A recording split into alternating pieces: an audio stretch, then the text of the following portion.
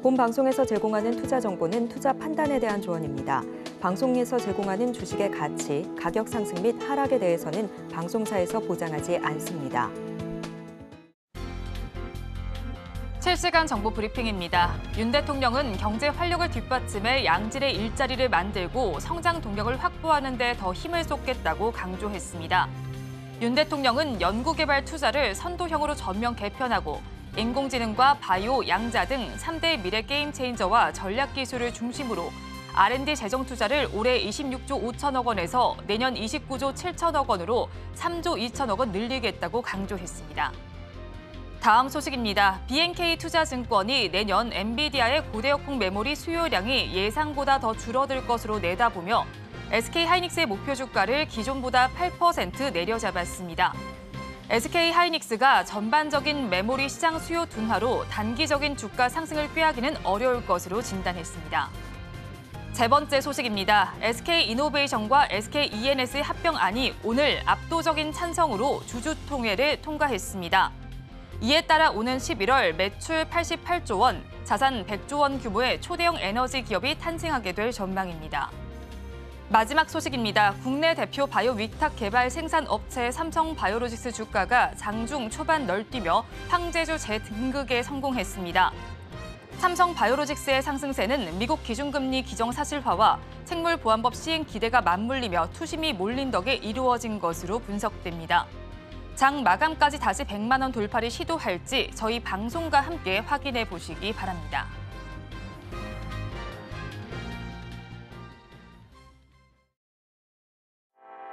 시청자 여러분 안녕하세요. 오늘장 내일장 일부 이 시각 시황으로 문 열어보겠습니다. 우리 지수가 레벨업이 되기 위해서는 엔비디아의 실적을 확인하고 가야겠습니다. 엔비디아의 실적 발표 과정에서 블랙웰의 스펙은 어떨지 그리고 포워드 가이던스는 어떻게 나올지가 우리 반도체주 또 나아가서 우리 지수의 향방을 가를 것으로 예상이 되고 있습니다. 또 다른 이슈를 짚어본다면 미국에서는 기준금리 인하가 기정사실화가 되고 있습니다. 이에 따라서 달러 인덱스는 하락세를 보이고 있고요. 엔화 강세와 더불어 원화 강세까지 이어지고 있습니다. 이에 따른 외국인의 수급이 어떻게 나타날지도 계속해서 주시를 해보셔야겠습니다. 그렇다면 이 시간 지수는 어떻게 움직이고 있을까요? 자세한 지수 상황 살펴보겠습니다. 우리 양대 시장 모두 약보합권에 머물고 있는 양상이 펼쳐지고 있습니다. 코스피 지수는 0.27%, 코스닥 지수는 0.39%로 빠지고 있습니다. 그러면 하루 동안 지수는 어떻게 움직이고 있는지 코스피 시장을 먼저 살펴보겠습니다. 코스피 시장 전강 후약의 흐름으로 조금 가고 있는 모습이 나타나고 있습니다. 오늘 고점이 9시 37분쯤이었고요. 저점은 11시 3분쯤에 찍어냈습니다. 지금은 지수가 2689선을 가리키고 있습니다. 다음으로 코스닥 시장으로 넘어가서 살펴보겠습니다. 코스닥 시장 역시도 비슷한 기조를 보여주다가 다시 또 상승력을 조금은 더 힘을 내주고 있는 모습이 나타나고 있습니다. 장중에 저점은 9시 15분경에 뒤였고요. 고점이 764선이었습니다. 지금은 1포인트 정도가 모자란 763선의 지수 거래가 되고 있습니다. 이어서 수급 양상도 체크를 해보겠습니다. 코스피 시장입니다. 코스피 시장에서는 기관과 개인의 쌍끌이 매수가 나타나는 가운데 외국인만이 홀로 팔고 있습니다. 각각의 규모를 살펴본다면 기관은 2,104억 원, 개인은 378억 원, 외국인은 2,538억 원입니다. 이 거래일에서 지금 보면 외국인의 경우에는 3거래일 연속 매도 양상이 펼쳐지고 있고요. 기관은 4거래일 연속 매수세를 넣어주고 있습니다. 코스닥 시장으로 넘어가서도 살펴보겠습니다. 코스닥 시장에서는 외국인과 기관이 동반으로 매물을 출회하는 가운데 개인 투자자만이 홀로 사고 있습니다. 규모를 각각 살펴보니까 외국인은 462억 원, 기관은 694억 원, 개인은 1,224억 원입니다. 외국인의 경우에는 2거래일 연속, 기관은 5거래일 연속 매도세를 보이고 있습니다. 그래도 선물 시장은 어느 정도 긍정적인 포지션이 나타납니다. 외국인은 8거래일 연속 매수 기조를 나타내주고 있습니다. 다음으로 시가총액 상위 종목으로 넘어가서 살펴보겠습니다. 먼저 코스피 시장의 1위부터 5위 종목입니다. 1위부터 5위 종목 내에서는 혼조 양상이 펼쳐지고 있습니다. 엔비디아의 실적 발표를 앞두고 있어서인지 우리 반도체주는 힘을 내지 못하고 있습니다. 그래도 대장주인 삼성전자는 상대적으로 견조하게 움직입니다. 0.13%의 내림세가 나타나면서 7만 6천 원 선에 거래가 되고 있고요. 퀄컴과는 차반도체에 대해서 첫 번째 협력했다라는 소식이 전해지고 있습니다. SK하이닉스의 경우에는 엔비디아의 실적 발표 영향도 있겠지만 BNK 투자증권에서 투자 의견을 조금 낮춰 잡은 것이 영향을 미친 것으로 보입니다. 3.34%의 내림세가 나타나면서 17만 3,600원 선에 거래가 되고 있습니다. 상대적으로 2차 전지주인 LG에너지솔루션은 견조합니다. 0.13%의 강세가 나타나고 있고요. 다음으로 삼성바이오로직스를 살펴보겠습니다. 오늘 장 초반 100만 원을 넘어서는 기염을 토하기도 했습니다. 100만 원이 한 주당 되게 되면 황제주라고 부르는데 오늘 마감까지 황제주까지 갈 수 있을지 살펴봐야겠습니다. 지금은 1.14%의 강세가 나타나면서 97만 원 선 정도의 거래가 되고 있습니다. 마지막으로 현대차를 살펴보겠습니다. 미국 현대차 조지아 전기차 공장에서 환경 영향을 다시 평가한다라는 소식 속에서 약세가 나타납니다. 0.2%의 내림세가 나타나고 있는데 내일은 인베스터 데이가 예정이 되어 있습니다. 이 자리에서 어떤 발언이 나올지 지속적으로 살펴보셔야겠습니다. 6위부터 10위 종목으로 넘어가서 살펴보겠습니다. 6위부터 10위 종목 내에서는 하락세가 짙게 나타나고 있습니다. 셀트리온도 하락을 면치 못하고 있습니다. 1.95%의 내림세가 나타나고 있고요. 현대차에 비해서 기아의 하락률이 더 크게 나타납니다. 1%대 약세 보이고 금융주도 어제장은 강했는데 오늘장에선 빠지고 있습니다. KB금융 그리고 신한지주 모두 빠지는데 신한지주에서 2%대로 더 큰 낙폭이 나타나고 있습니다. 다음으로 코스닥 시장으로 넘어가서 살펴보겠습니다. 코스닥 1위부터 5위 종목 내에서는 알테오젠을 제외한 모든 종목이 파란불을 켰는데 알테오젠이 드디어 코스닥 시가총액 1위에 등극하는 모습이 나타나고 있습니다. 2.88%의 강세 흐름이 나타나고 있고요. 최근에 수급 기조도 긍정적인 만큼 마감까지도 시총 1위 자리에서 마감을 할지 체크를 꼭 해보셔야겠습니다. 다음 자리에 위치한 2차 전지 양극재 업체들입니다. 에코프로 비행과 에코프로는 모두 약세 흐름을 가져가고 있고요. HLB의 경우에도 2.45% 내림세, 엔캠도 1% 넘게 빠지고 있습니다. 6위부터 10위 종목으로 넘어가서도 살펴봐야겠습니다. 6위부터 10위 종목 내에서는 삼천당 제약을 제외한 모든 종목이 파랗게 질려있는 모습이 나타나고 있습니다. 이 삼천당 제약의 경우에는 올해 연매출 2천억 원을 돌파할지가 관건으로 보입니다. 오늘은 6%대 급등 양상이 펼쳐지고 있습니다. 리가캠 바이오의 경우에는 티시노 바이오와 MOU 체결 소식이 들어와 있습니다만 하락세를 면치 못합니다. 2.65%의 내림세가 나타나고 있고요. 최근에 휴젤이 강한 모습이 나타났습니다. 하지만 요즘 다시 또 쉬어가는 모습이 나타납니다. 그래도 하반기에는 좀 주목을 해보셔야겠는데 오늘 장에서는 1.99%의 내림세가 나타나고 있습니다. 다음으로 클래시스도 살펴보겠습니다. 지금은 약보합권 정도의 거래가 되고 있습니다. 다음 달에는 모건 스탠리 컨퍼런스에 참석해서 현지 영업을 강화할 것으로 보이는 만큼 하반기의 클래시스의 여력도 살펴보시면 좋겠습니다. 시장 상황은 저와 함께 살펴보셨고요. 본 방송에서 제공하는 정보는 투자 판단에 대한 조언일 뿐 해당 주식의 가치와 수익률을 보장하지는 않습니다. 서울경제TV와 서울경제신문은 당사의 브랜드입니다. 최근 당사를 사측하는 피해 사례가 늘어나는 만큼 각별히 주의해 주시기 바랍니다. 또 저희 방송은 유튜브를 통해서도 보실 수 있습니다. 유튜브 검색창에 서울경제TV라고 검색하시면 저희 방송과 함께 하실 수 있으니까요. 많이 참여해 주시기 바랍니다. 8월 27일 화요일입니다. 오늘 장 내일 장 일부 본격적으로 출발합니다.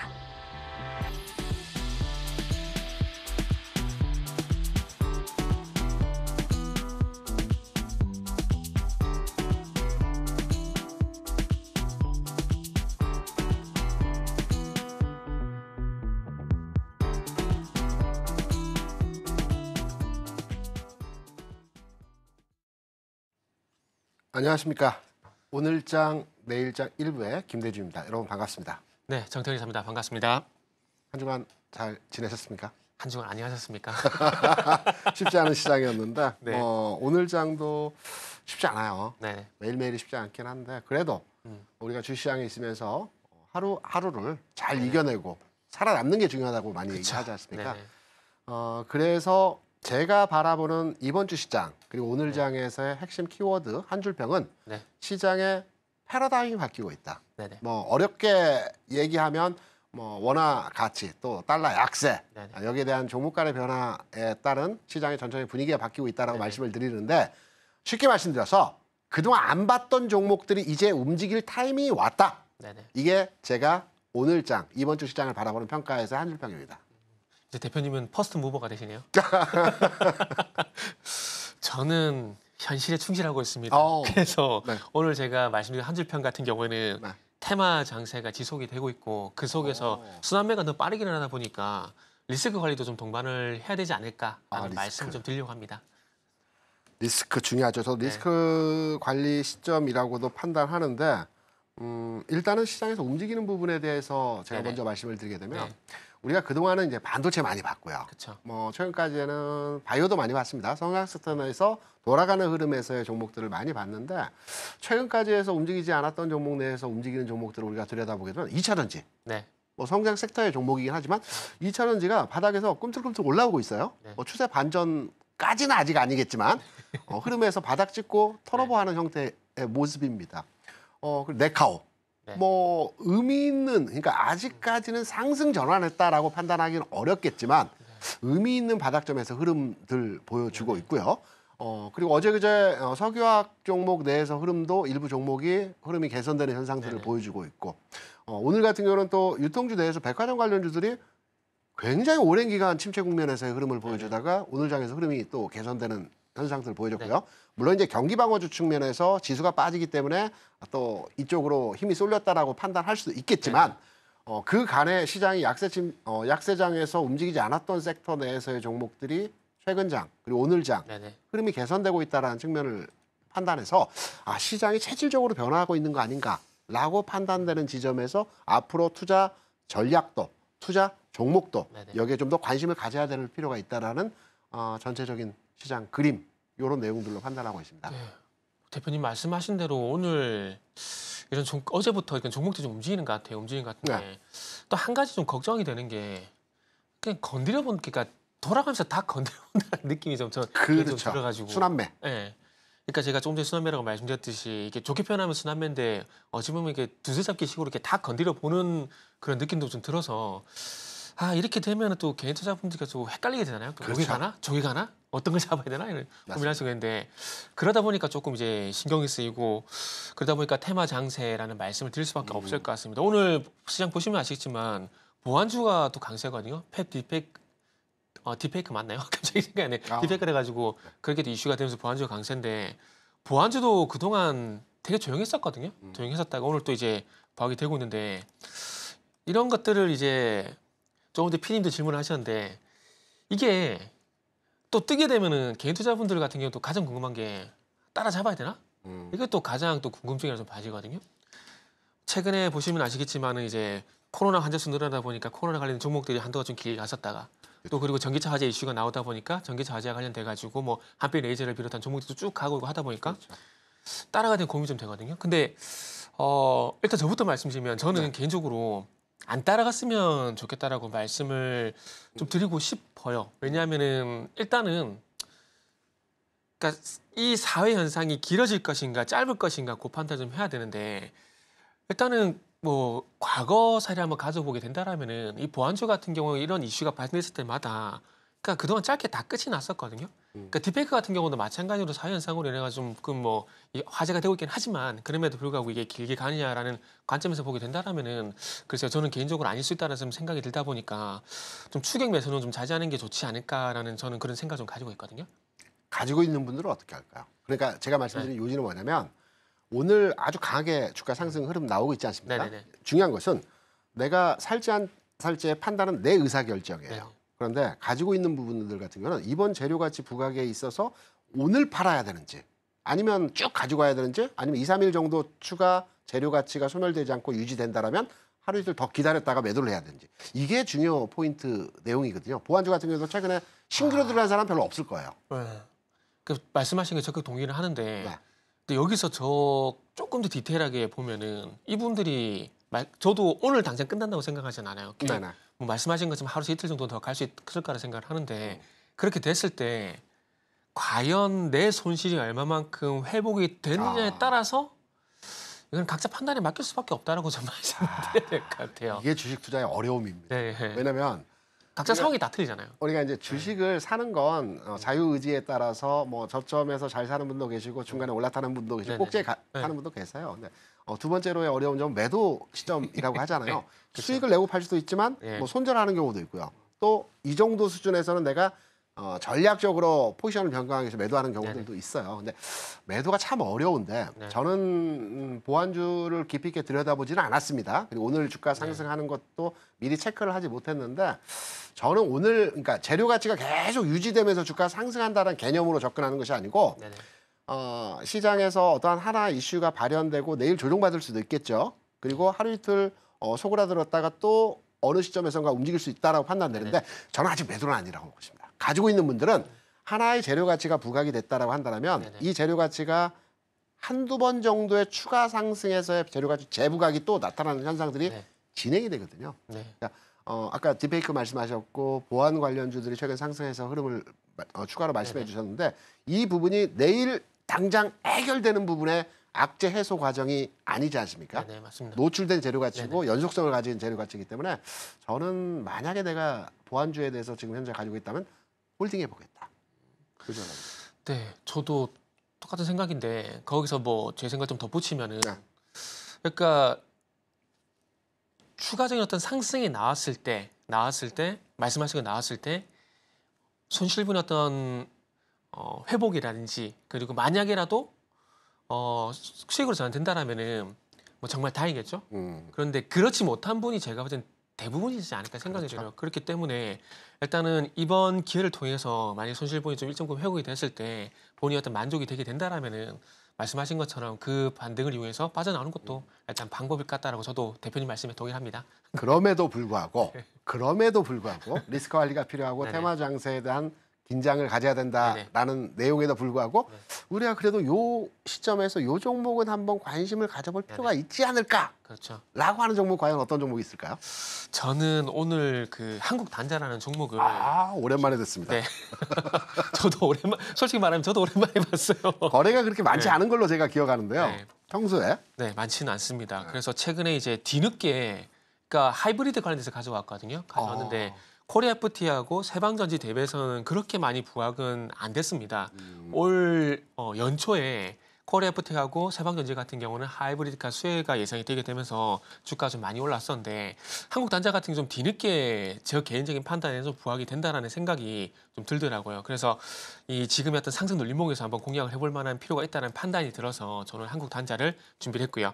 도움이 될 만한 내용을 좀 말씀을 드리자면은 일단 아시겠지만은 전기차 화재 이전에 충전 인프라가 부족하다라든지 아니면 내연기관차 대비해서 가격이 비싸다든지 이런 문제들 때문에 판매율이 좀 둔화가 되고 있고 그런 틈새 시장에서 친환경차라는 그런 틈새 시장에서 하이브리드카가 좀 많이 좀 부각이 되고 있는 것 같아요.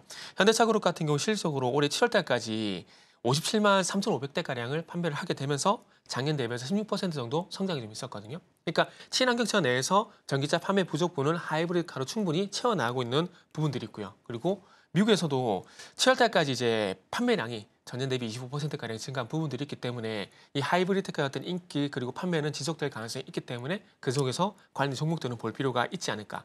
그리고 이제 28일 날 CEO 인베스터 데이가 있는데 여기서 이제 UAM이라든지 로봇 이런 전략적인 부분들을 발표를 하게 되고 그리고 차종별 생산 계획을 발표를 할 건데 여기서 아마 하이브리드 카의 어떤 판매량 증대 계획을 발표하지 않을까라고 좀 예상이 되는 부분도 있습니다. 그래서 그러다 보니까 일단 하이브리드 카 관련해서 관심을 좀 가져야 될 것 같고요. 그리고 연말에 또 어차피 그 신형 펠리세이드가 나오게 되는데 여기 또 하이브리드 모델이 또 새롭게 나온다고 합니다. 그리고 고급 브랜드인 제네시스 같은 경우도 아직 하이브리드 모델은 없거든요. 근데 제네시스 같은 경우도 하이브리드 모델 어떤 생산 계획이 있다라고 하니까 그런 관점에서 보게 된다라면은 이 현대차 그룹을 고객사로 두고 있는 한국 단자가 조금 이제 수혜가 되지 않을까 그런 판단을 해봤고요. 그러면서 이 회사 같은 경우는 하이브리드 관련돼 가지고 파워 커넥트를 현재 생산을 하고 있는데 그런 부분들이 하이브리드카의 어떤 연관성이 있다라고 좀 보시면 좋지 않을까라고 말씀드릴 수가 있을 것 같습니다. 자, 그래서 마지막으로 가격 전략만 좀 말씀드리면은 일단은 뭐 저는 이게 공식적으로 제시하는 건 아니지만은 일단은 한 9만 원 이상은 보셔도 되지 않을까라고 저는 생각을 하고 있습니다. 그 정태근 이사가 최근에 이제 종목에 대해서 언급을 했던 한국가스공사라든가 마이넥스 종목도 그 시점에 네. 들어갔다라면 수익이에요. 현재도 수익이고 중간에 수익을 좀 더 많이 줬기도 했고 살아있고요. 그래서 종목을 소개해 주실 때 저는 상당히 긴장하고 관심을 갖고 바라보고 있거든요. 그래서 한국당자를 말씀하셔서 제가 쭉 지금 현재 말씀 중에 지켜봤어요. 네. 최근 그러니까 지난주 같아요. 거래량이 급증한 패턴을 한번 보였네요. 네네. 윗골이 길게 달리면서 물론 장중에 밀리긴 했지만 이때 한 100만 주 거래가 별로 없는 종목인데도 불구하고 거래 굉장히 많이 발생시켰어요. 네네. 통상적으로 우리가 이제 주식을 평가하고 분석을 하면서 첫 거래가 발생을 하면서 주가가 뭐 오르다 내릴 수도 있겠지만 거래가 형성이 됐다. 그러면 일정 구간 내에서 기간 내지는 횡보 흐름이 나타나고 두 번째 거래가 발생할 때 이때 따라잡으라. 많은 얘기들을 하지 않습니까?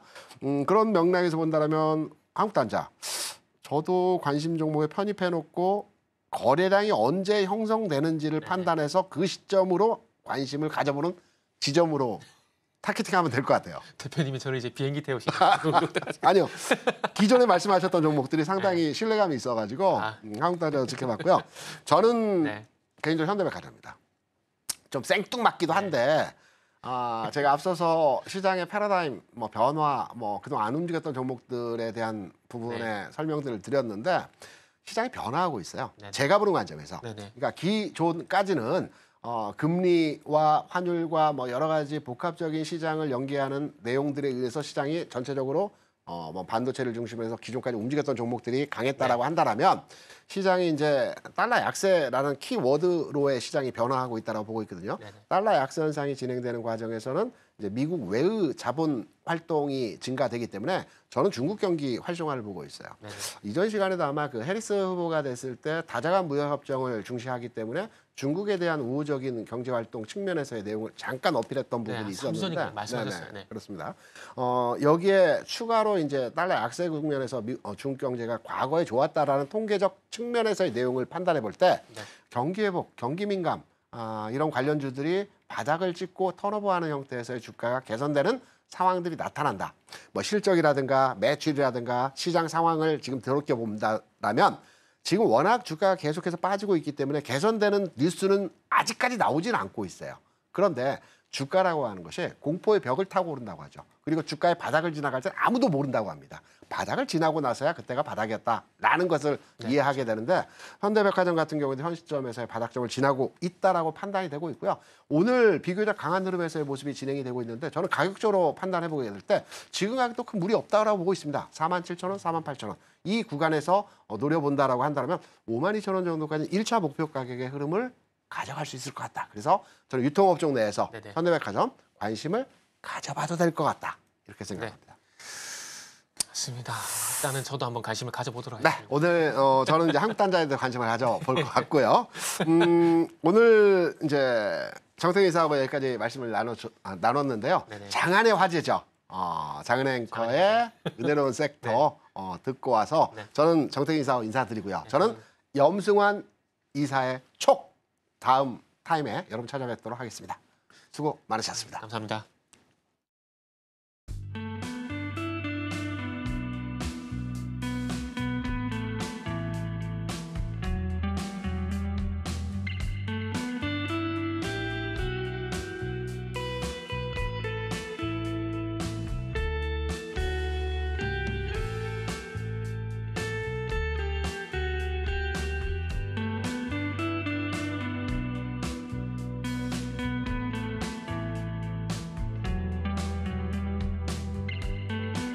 네, 은혜로운 섹터 장은혜입니다. 블랙먼데이 이후로 주가가 급락세를 면치 못하고 있는 상황 속에서도 그래도 굳건하게 버텨줬던 적은 바로 금융주가 아니었나라는 생각이 드는데요. 금융주 하면 빼놓을 수 없는 게 바로 밸류업이죠. 그래서 오늘은 밸류업 이야기로 한번 준비를 해봤습니다. 사실상 밸류업 같은 경우에는 연초부터 시작이 됐었죠. 그런데 맹점이 있었습니다. 자발적인 참여에만 의존을 할 뿐 오히려 구체적인 인센티브가 조금 부족하다라는 것이었거든요. 있거든요. 그렇지만 이 맹점 해결할 수 있을지 새로운 이벤트 통해서 한번 살펴보도록 하겠습니다. 오는 9월부터 시작해서 이렇게 코리아 밸류업 지수가 발표가 될 예정이고요. 그리고 나아가서는 4분기 중으로 그러니까 12월 안에 ETF도 함께 출시가 될 예정이다라고 이야기 나오고 있습니다. 이 같은 소식 속에 어제 줄줄이 52주 신고가를 경신했던 금융 종목들이 굉장히 많았습니다. 신한지주부터 메리츠 금융지주, BNK 금융지주, 하나금융지주 모두 다 외국인과 기관의 매수세가 강하게 유입이 되면서 52주 신고가를 경신했다라는 거 알려드리도록 하겠습니다. 자, 그리고 보이시는 것처럼 사실 어제 시장뿐만이 아니라 요즘 굉장히 금융주들이 활기가 좋죠. 이 밸류업 프로젝트 외에도 다른 모멘텀도 있기 때문입니다. 바로 원화 강세 이야기를 해볼까 하는데요. 일단 파월 의장의 발언으로 인해서 9월에 금리 인하가 거의 확실시 됐습니다. 그러면서 원화 강세가 이어지고 있는데요. 실제로 어제 1320원대에서 원달러 환율이 마감이 됐었죠. 이렇게 1320원대까지 뚝 하고 떨어지게 된 것은 사실상 5개월 만에 처음으로 있는 일이었습니다. 금융주 같은 경우에는 통상적으로 외화를 통해서 자금을 조달하는 경향이 있습니다. 그래서 원화가 강세가 보이게 되면 은행의 이자 부담이 줄어들게 되고요. 그리고 원화 환산 이익이 늘어나게 되면서 영업 외 손익에는 또 긍정적으로 영향을 끼친다라고 합니다. 이런 우호적인 환경 외에도 또 자사주 매입 이야기도 해봐야 될 것 같습니다. 사실 8월 들어서 주가가 급락세를 보여주게 되면서 자사주, 그러니까 자신들의 주가를 방어하기 위한 수단으로 자사주 매입을 선택한 상장사들이 굉장히 많이 있었습니다. 실제로 이 자사주 매입 상장사들의 주가를 한번 살펴보도록 하겠습니다.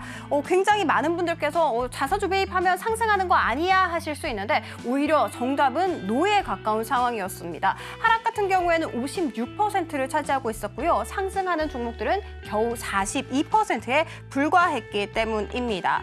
그러니까 결론적으로 봤을 때는 주가가 있어서 자사주 매입만 할 것이 아닙니다. 오히려 튼튼한 펀더멘털이 바탕이 되어야 하고 이것을 바탕으로 해서 기업 가치 제고 방안을 잘 활용하고 내놓는 기업만이 선택을 받을 수 있다라고 정리를 해볼 수 있을 것 같습니다. 자, 그리고 두 가지 종목 한번 살펴보도록 할게요. 신한지주 같은 경우에는 27년까지 주주 환원율을 50%까지 끌어올릴 것이다라고 이야기를 했었고요. 그리고 메리츠 금융지주 같은 경우에는 금융지주 최초로 구체적이고 장기적인 계획을 발표했을 뿐더러 뿐만이 아니라 주주 환원율도 50% 이상으로 목표하고 있죠. 그래서 요즘 시장에 주목을 받고 있다는 거 알려드리면서 다음 이슈로 한번 들어가 보도록 하겠습니다.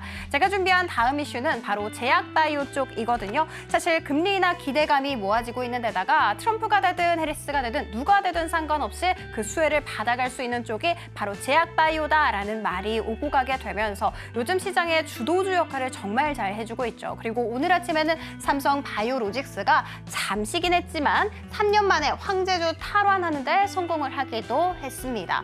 자, 일단 황제주의 첫 번째 조건 당연히 실적이겠죠. 2분기 실적을 한번 살펴봤더니 전년 동기 대비해서 영업이익이 71.45% 강하게 치솟았고요. 매출액 같은 경우에도 33.56%로 급증했다라는 것을 알아갈 수가 있습니다. 실적도 좋은데 굉장히 환경도 우호적입니다. 미국의 생물보안법이 오는 9월에 하원 통과할 수 있을 것이다라는 가능성이 굉장히 모아지고 또 점쳐지고 있는 상황입니다. 그래서 국내 CDMO사들이 그 수혜를 받아갈 수 있을 것이다라는 소식 속에 오늘 삼성바이오로직스 뜨겁게 오름세를 보여주고 있습니다. 아직은 황제주라고 하기에는 사실 갈 길이 많이 멀긴 하지만 요즘 시장에서 황제 역할을 하고 있는 게 뭐나 살펴봤더니 유한양행을 한번 꼽을 수 있을 것 같습니다. 유한양행의 랭라자 같은 경우에는 기술 이전에 이어서 미국 FDA 승인을 받은 첫 번째 국산 항암제로 눈여겨볼 만하죠. 그리고 이 시장이 포함되어 있는 것은 바로 변이 비소세포 폐암 시장이거든요. 이 시장 규모 살펴봤더니 70억 달러 규모에 해당하고요. 여기에서 경쟁사라고 할 수 있는 아스트라제네카, 타그리소 같은 경우에는 58억 달러 정도를 차지하면서 사실상 이 시장을 대부분 점유하고 있다라고 해도 과언이 아니다라고 볼 수가 있습니다. 여기에 대해서 존슨앤드존슨 같은 경우에는 유한양행의 랭라자 그리고 리브리란트 이 병용요법을 통해서 우리는 매출을 50억 달러까지 끌어올릴 것이고 플러스 알파로 이 시장 점유율 50%까지 뺏어올 거야 라고 이야기하고 있습니다. 그리고 그 기간은 26개월 정도면 충분할 거야 라고 이야기했습니다. 이런 상황 속에서 오늘 급등세를 보여주고 있지는 않지만 그래도 요즘 들어서는 굉장히 주가 상승 탄력이 좋았다라는 거 말씀드리면서 유한양행과 오스코텍 같은 경우에는 받아갈 수 있는 로열티가 10%에서 한 15% 정도 되거든요. 그리고 그 비율 같은 경우에는 유한양행은 6 그리고 오스코텍은 4 정도라는 거 말씀드리면서 정리를 해보도록 하겠습니다. 제약바이오 지수 대비해서 선전하고 있는 모습을 보여주고 있는데요. 우리가 눈길을 돌려야 하는 종목은 어떤 것이 있을지 LS증권의 염승환 이사님 통해서 살펴보도록 하겠습니다. 지금까지 은혜로운 섹터 장은이었습니다.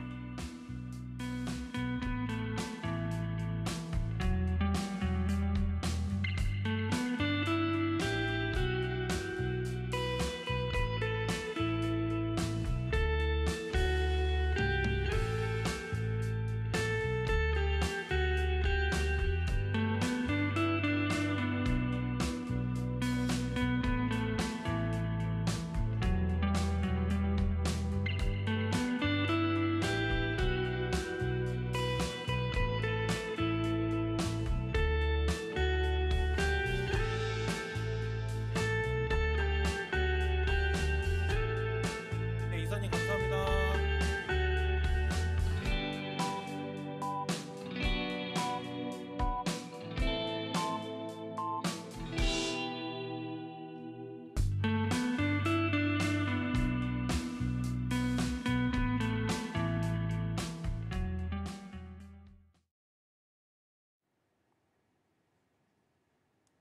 네, 안녕하십니까 염 이사님. 네, 오랜만에 안녕하세요. 뵙는 것 같습니다. 박수 한번 하시죠. 네. 저희 같은 회사에 함께 근무했었던 적이 있었죠. 네.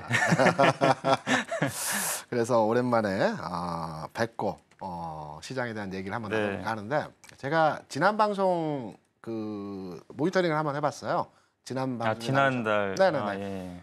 와 귀신이더만요 귀신. 뭐가요? 지난 방송에서 국내 증시 8월 약세 흐름을 전망하셨고요. 두 번째는 AI 버블, N 강세 요거 언급해 주셨고 네네. 그다음에 제약바이오 테마 장세 전개될 거라는 전반에 8월 장에 대한 얘기들을 해주셨는데 네. 시장 자체가 그대로 진행이 됐어요. 네. 그래서 오늘 굉장히 기다렸고요. 네. 오늘 저희 제작진 분들께서 이제 여러 가지 준비된 질문지들을 주셨는데 네. 제가 아주 핵심적인 네. 것들 시장에서 정말 필요한 부분들 요거 제가 골라 가지고 좀 앞부분이 있을 수도 있어요. 네네네. 요거에 대해서 한번 여쭤보도록 하겠습니다. 네. 질문이 많은데 제가 핵심적으로 시장에서 필요한 부분들이 뭔가를 판단해서 이제 한번 질문을 드릴 건데요. 최근에 시장에서 뭐 금리가 내려간다, 뭐 달러 약세 현상이 진행될 것이다, 뭐 이런 얘기들 굉장히 많지 않습니까? 네네. 실제 시장에서 좋아지나요? 그리고 또 금리가 내려가게 되면 뭐 미국 금리는 내려가겠죠. 근데 우리 금리는 아직까지 정체된 뭐 10년이나 3년을 보게 되면 그 자리 형태이거든요. 환율이 개선이 되면 또 어떤 종목들, 어떤 섹터들, 어떤 업종이 좋아질지, 또 금리는 또 어떻게 연계해서 우리 시장에 영향을 줄지, 요거 한번 설명을 해주시기 바랍니다. 이제 시장이 그동안 보면 이제 이렇게 보시면 될 것 같아요. 지난 이제 2년의 흐름을 보면 긴축 사이클이었거든요. 그렇죠. 긴축 사이클에서 미국 경기가 예상보다 너무 좋았어요, 사실은. 예, 왜냐하면 보통 긴축 오면 경기 당연히 안 좋아지고 그렇겠죠. 보통은 그 정도 5% 금리면 금융위기가 오거든요. 과거에 왔었죠. 그렇죠, 실제. 그렇죠.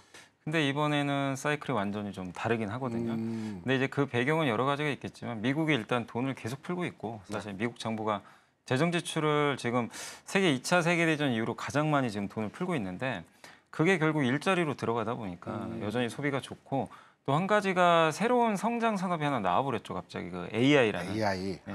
그러다 보니까 금리가 보통 오르면 그 이상의 성장이 안 나오면 되게 힘들어지는데 그렇죠. AI는 미국 경기랑도 사실 무관할 정도로 지금 성장을 하고 있죠. 그러다 보니까 이제 이런 사이클이 겹쳤고 거기에 또 비만 치료제까지 또 나와버린 거죠. 그러니까 이런 이제 새로운 성장 산업들이 나온다는 얘기 뭐냐면 이게 금리하고도 또 좀 사실 좀 무관한 이슈거든요. 그러다 보니까 이런 고금리가 있었는데도 이들 기업들의 주가는 심지어 뭐 엔비디아는 5년 동안 3,000%가 올랐어요. 지난 5년간. 그러니까 이제 이 사이클이 정상이냐 아니냐는 논외로 하더라도 그렇기 때문에 고금리에도 미국 경기는 굉장히 좋았다. 그래서 그러니까 이제 달러는 강했고, 근데 상대적으로 미국이 좋은데 다른 나라는 좋진 않았죠. 그렇죠. 그러니까 이제 원화 가치는 또 그렇죠. 뭐 아시겠지만 굉장히 또 약했던 거고. 우리가 이제 원론서에 보게 되면 고금리 상황에서 가치주가 움직이고 네. 저금리 상황에서 성장주가 움직인다는 네. 측면으로서의 이해를 했었는데 말씀을 듣고 아니, 보니까 예.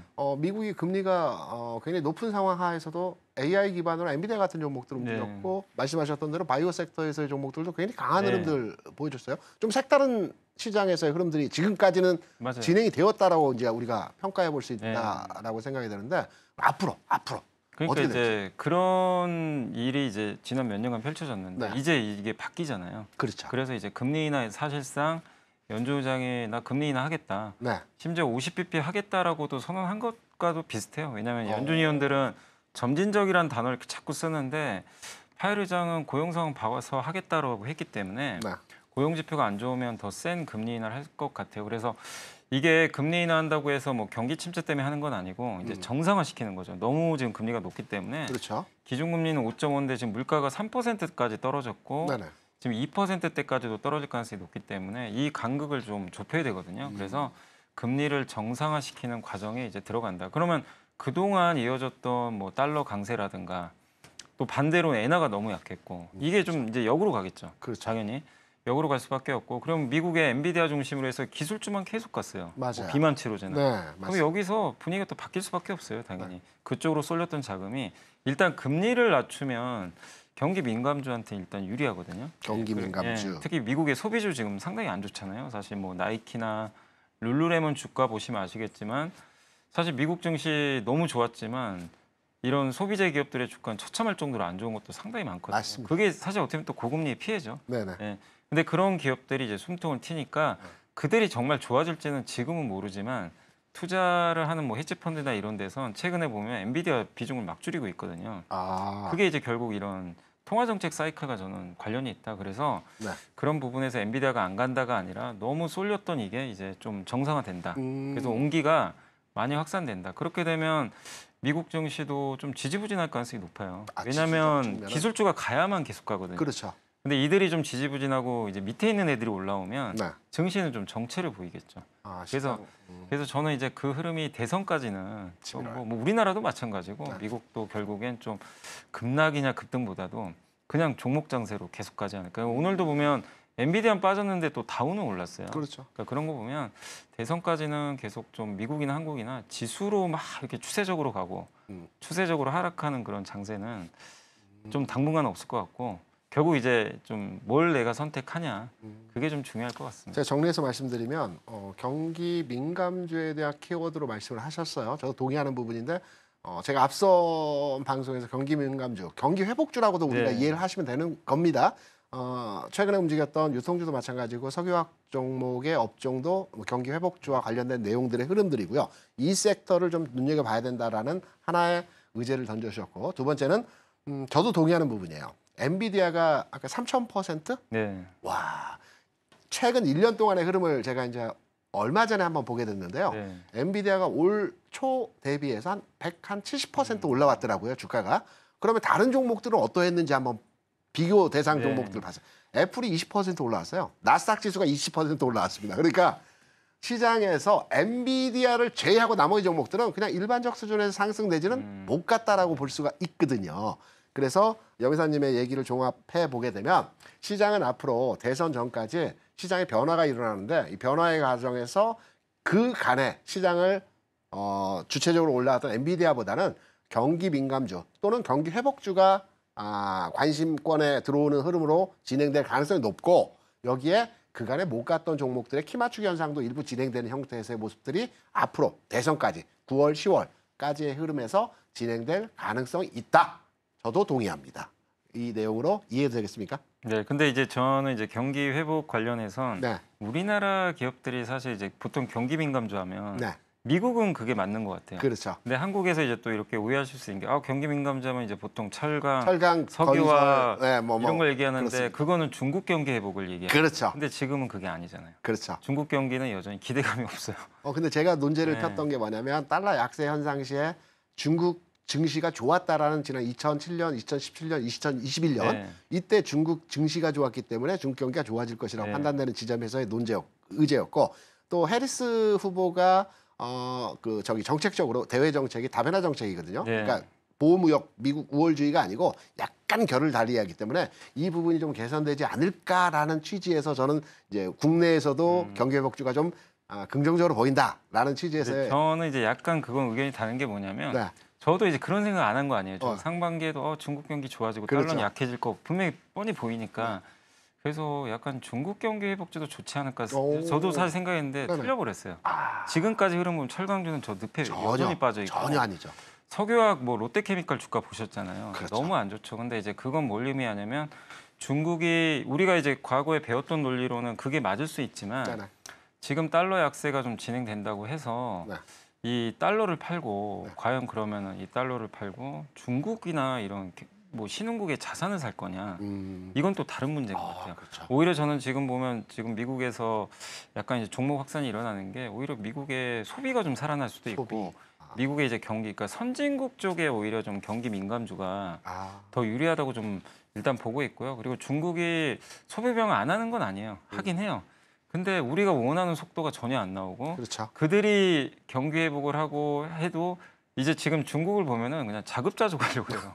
그러니까 이게 우리나라가 옛날에 중간재 팔아서 낙수 효과를 못 받고 또 한 가지가 물론 이제 해리스는 그 이제 앞으로 뭐 트럼프가 될지 모르지만 그렇죠. 예, 누가 될지 모르지만 좀 더 이제 중국과의 뭐 교육에 있어서는 좀 트럼프보다는 좀 완화되는 부분도 네. 있겠지만 근데 일맥상통한 건 뭐냐면요. 정치인들은 결국 포로 먹고 살거든요. 그렇죠. 미국인들이 원하는 건 중국이 아니라 우리 일자리예요. 미국 사람들 일자리니까 맞습니다. 중국을 어쨌든 계속해서 견제하면서 미국의 공장 지어라. 이 구조는 사실 저는 누가 돼도 전혀 바뀌지 않는다고 보기 때문에 저는 여전히 그러니까 이런 거죠. 저도 뭐 달러 약세 보면 이제 현대차가 안 좋아지는 거 아닌가 뭐 이런 생각 안 한 건 아닌데 현대차가 그럼 과연 달러가 꼭 달러 때문에 저렇게 차가 잘 팔렸나? 그건 아니죠. GM이나 포드는 오히려 안 좋아요. 네. 현대차 점유율 올라갔죠. 현대차가 또 잘한 부분들이 있거든요. 그래서 저는 이제 저도 많이 반성도 하는 게 뭐냐면 이게 고정관념에 빠지면 좀 안 될 것 같더라고요. 저도 그 생각을 많이 했어요. 그래서 그냥 달러 약세니까 신흥국 좋고, 근데 그것도 이제 말씀하신 될 수도 있지만 안 될 수도 있기 때문에 저도 이제 좀 계속 한 몇 달은 지켜보자. 무조건 된다 아니냐 아니라 과거랑은 좀 많이 달라진 것 같아요. 패턴 자체가. 시장의 패션이. 그래서 근데 이제 분명한 건 어쨌든 대선 전까지는 너무 엔비디아 중심은 아닌 것 같고 그러니까 우리나라도 마찬가지 기술주 중심에 좀 이렇게 분산되는. 그렇죠. 그래서 그게 뭐 포스코 같은 민감주가 될 수도 있고 뭐 다른 쪽이 될 수도 있잖아요. 네. 그래서 좀 확산해보자 그런 의견이고 그러나 분명한 건 저는 이제 주도주는 저는 개인적으로 계속 바이오가 바이오. 예, 계속 그래서 우리 한국에서는 그래서 자연스럽게 네. 바이오로 한번 꼭지를 그렇게. 넘어가 보겠습니다. 네. 지난 8월에도 바이오를 딱 찍어서 8월 네. 장에서 흐름의 개선과 우리가 눈여겨봐야 된다라고 말씀해 주셨던 것 같은데 제가 궁금한 게 있습니다. 바이오 최근에 좀 올라왔잖아요. 네. 뭐 다 올라온 건 아니지만 종목 간의 흐름에 있어서 오늘 같은 경우에도 삼바가 100만 원 넘어가는 뭐 상황 보여줬고요. 뭐 등등등 많이 나왔어요. 그러면 지금 자리에서 바이오를 이제 세분화시키게 되면 그러니까 복제약 부분이 있고요, 신약 부분이 있고요. 그다음에 그 외주에서 받아서 제작하는 바이오가 있어요. 네네. 바이오 첫 번째 더 할 수 있는지, 두 번째 내가 산다면 이 새 부류 여기에는 이제 그 비만 치료제 신약도 이제 여기에 포함된다라고 봐야 되겠죠. 이 새 섹터 내에서 어떤 섹터를 공략을 해봐야 될지. 저는 바이오는 아직 좀 끝은 아니라고 보고 있고요. 다만 이제 말씀하신 대로 좀 최근에 올라온 건 사실이에요. 네네. 그 숨고르기는 당연히 필요해요. 그렇죠. 그래서 그게 아마 9월 한 중순까지는 조금 숨고르기 할 수는 있다. 9월 중순. 네, 그러나 이게 지금 주도주가 우리가 그동안 주도주 사이클 많이 봤잖아요. 작년에 2차 전지 사이클도 봤었고 그렇죠. 올해 화장품 변압기 사이클. 그렇죠. 근데 그 사이클을 보시면 쉽게 죽질 않아요. 그렇죠. 근데 중간중간 분명히 조정이 나와요.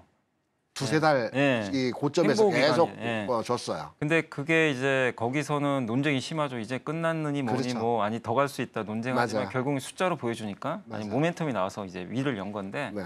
바이오가 아직 저는 이제 끝이 아니라고 보는 이유가 뭐 여러 가지가 있겠지만 일단 그 금리 인하의 어쨌든 최대 수혜주 중에 하나고 그럼요. 뭐 누가 봐도 그리고 이번에 FDA에서 그러니까 우리나라가 그동안 바이오 투자를 장기로 하기가 되게 어려웠던 게 FDA 승인뿐만이 아니라 중간 과정에서 너무 안 좋은 일들이 너무 많이 그동안 나왔잖아요. 맞아요. 이제 신뢰를 못했던 거죠. 그럼요. 그럼 그냥 바이오는 야 테마 보고 그냥 단타만 하자. 네. 이게 되게 심했죠. 그리고 오랫동안 맞아요. 물려 있었지 않습니까? 예. 근데 이번에 여러분이 올해부터 지금 현재까지 보시면 알테오젠도 그렇고요. 그렇죠.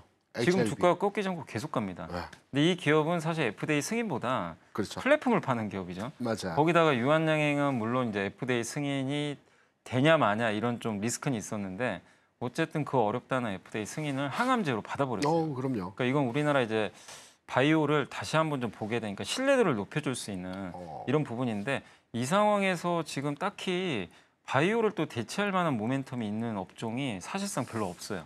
없죠. 이것도 되게 중요하거든요. 맞아요. 근데 돈이 갈 바이오랑 만한 맞아요. 섹터가 없어요. 쌍벽을 이루는 뭔가 나오면 분산이 되는데 그렇죠. 사실 지금 뭐 화장품도 나쁘다는 얘기가 아니라 좀 식상해져 버렸죠. 맞아요. 다 이제 좋은 거 다 알고 네. 변압기 좋은 거 모르는 사람이 없고 반도체도 엔비디아 때문에 조금 흔들리고 있고 이러다 보니까 지금 마땅한 또 대안주가 없는 그런 상황이고 그런 수급적인 이슈도 있고 또 거기에 최근에 뭐 삼성바이오나 ST팜 보시면 아시겠지만 미국의 생물보안법 네네. 요 이슈도 그렇죠. 있기 때문에 모멘텀들이 좀 끝이 아니라 계속 이어지고 있거든요. 그런 걸 본다면 지금 아직 그렇다고 뭐 거래량이 엄청 실려서 지금 개인 투자분들이 옛날처럼 바이오에 흥분하시는 또 상황도 맞아요, 아닌 것 맞아요. 같고 그렇기 때문에 저는 아직은 끝은 아니고 다만 이제 단기적인 조정은 좀 염두에 두시되 끝은 아니다. 그리고 이제 바이오가 종류가 되게 많은데 이제 그 중에 뭘 하면 좋냐. 근데 저는 개인 투자분들이 하실 때는 신약은 사실 아직도 좀 어려워요. 이게 될지 안 될지 맞아요. 뭐 유한량이 됐다고 다른 게 된다는 보장은 못 해요. 그럼요. 그래서 저는 이제 만약에 굳이 좀 고른다면 그래도 좀 리스크가 제일 적은 건 숫자 나오는? CMO, CDMO나 CDMO. 예를 들면 뭐 삼성바이오나 아니면 그 ST팜이나 바이넥스 같은 네. CMO. 특히 중국에 그러니까 제가 지난주에 깜짝 놀랐던 게 제가 4월인가 5월부터 계속 이제 뉴스도 보고 보고서도 봤던 내용이 생물보안법 이슈가 계속 나온 거예요 그때. 근데 그때는 긴가민가 했어요 다들. 왜냐하면 중국이 자꾸 로비를 하니까. 근데 이번에 지난주에 ST팜이 홈페이지에 공시를 내버렸죠. 중국 회사 대신에 우리 회사를 글로벌 빅파마가 선택을 해줬다. 직접 공시를 냈어요. 그래서 그 후로 이제 주가 급등했는데 그게 무슨 얘기냐면 생물보안법 아직 통과 안 됐거든요. 9월에 통과 예정이에요. 네네. 근데 그거 앞두고 벌써 일부 글로벌 제약사가 중국의 이 원료 의약품을 맡겼던 걸 네. 이제는 안 주고 한국 기업으로 지금 돌리고 있다는 얘기예요. 근데 이건 이제 시작이라는 거죠 어떻게 보면. 그래서 저는 그런 걸 본다면 CMO는 좀 숫자도 나오니까 그쪽이 좀 그래도 제가 제일 낫지 정리해서 않나. 직접적 표현은 안 하셨지만 네. 바이오에 대해서 관심을 가지고 있다. 그러면 9월 중순까지는 흔들림의 과정이 나타날 거기 때문에 조금 한 템포 늦춰서 9월 둘째 주 정도에 바이오를 사셔도 될 것 같다. 이렇게 제가 이해를 했습니다. 핵심을 딱 해서. 그리고 마지막으로 밸류업. 오늘 장 어제 뭐 책을 내서 밸류업 프로그램에 관련된 종목들 움직이고 있지 않습니까? 그래서 밸류업 관련된 어떤 주가 부양, 주가 상승의 흐름들이 좀 더 이어질 것 같습니까? 저는 이어질 거로 보고요. 지금 시장은 뭔가 모멘텀이 있어야 가요. 사실 이제 숫자도 숫자인데 네. 워낙 시장이 지지부진하다 보니까 뭔가 이벤트가 없으면 잘 사람들이 관심을 안 가지려고 하거든요. 근데 그 중에 또 하나가 9월에 어쨌든 이제 지수가 나오게 되니까 그럼요. 예. 그래서 밸류업 지수가 나오고 12월에 ETF가 나오니까 네. 저는 어쨌든 정부 입장에서는 이걸 성공시켜야 되거든요. 맞습니다. 정책적인 부분이 있다 보니까 그래서 연기금들이 좀 이제 이렇게 만약에 밸류업 지수가 나오게 된다면 네. 여기 편입된 기업들을 좀 약간 ETF 형식으로 해서 네. 추정 자금들이 패시브 펀드라고 그러죠 보통. 그런 자금들이 좀 이렇게 매수를 하는 흐름들이 좀 나오지 않을까 선제적으로. 왜냐하면 12월에 ETF도 물론 나오겠지만 일단 지수를 추정하는 이제 펀드들도 생길 것 같거든요. 그래서 거기에 뭐가 될지는 사실 지금 모르지만 가장 이제 뭐 이 큰 기업 대상으로 한 150개, 작은 기업으로 150개 나눠서 2개 정도로 지수를 만든다고 하더라고요. 네. 그럼 거기에 들어가는 거는 일단 앞으로 ROE 뭐 자기자본 이익률이 높아질 기업이나 아니면 그동안 이제 주주환원 잘했던 기업들은 당연히 들어가겠죠. 그러겠죠. 그래서 그런 기업들을 보시면 좋겠고 다만 이제 그런 기업들 중에서 이미 이제 그걸 미리 선반영해서 지금 은행주는 이미 다 올라갔단 말이에요. 많이 올라갔죠. 그런 거를 선택하기는 좀 어렵고 상대적으로 이제 못 오른 게 뭐가 있을까? 배당도 잘 주고 주주환원도 잘하는 것 같은데. 그래서 이제 저는 좀 고민을 해본 게 물론 이제 지금 여기도 제가 이제 적어오긴 했는데 네네네. 기업 가치 재고 계획 발표한 기업들이 몇 개 있어요. 어떤 기업이죠? 예, 미래에셋증권, DB하이텍, FN가이드,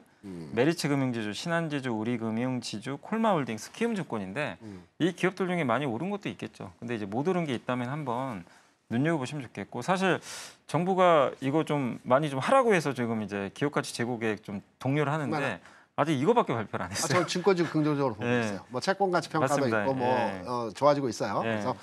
그래서 이제 여기에도 뭐 미래랑 지금 키움이 해놨거든요. 아. 이 재고 계획을. 그래서 이런 것들이 아무래도 또 눈에 들어오겠죠. 그런 부분하고 저는 그리고 특히 공기업 쪽 좀 괜찮지 않겠나. 그래서 뭐 공기업하면 우리 보통 이제 KTNG나 KT 같은 거 네. 많이 강원랜드 얘기할 텐데 정부도 좀 의도적으로라도 네. 공기업은 좀 이런 배당을 좀 늘린 부분이 있기 때문에 괜찮지 않을까 아. 그렇게 생각을 하고 있습니다. 오늘 중요한 내용들에 대해서 제가 뽑아먹을 거 다 뽑아먹은 것 같아요. 네.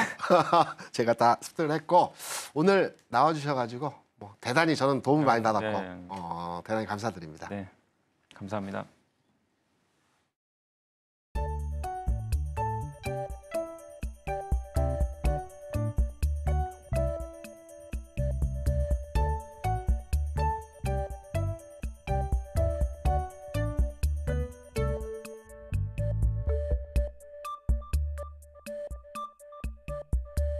본 방송에서 제공하는 정보는 투자 판단에 대한 조언일 뿐 해당 주식의 가치와 수익률을 보장하지는 않습니다. 오늘장 내일장 1부에서 준비한 순서는 여기까지입니다. 저희는 잠시 후 2부로 돌아오겠습니다.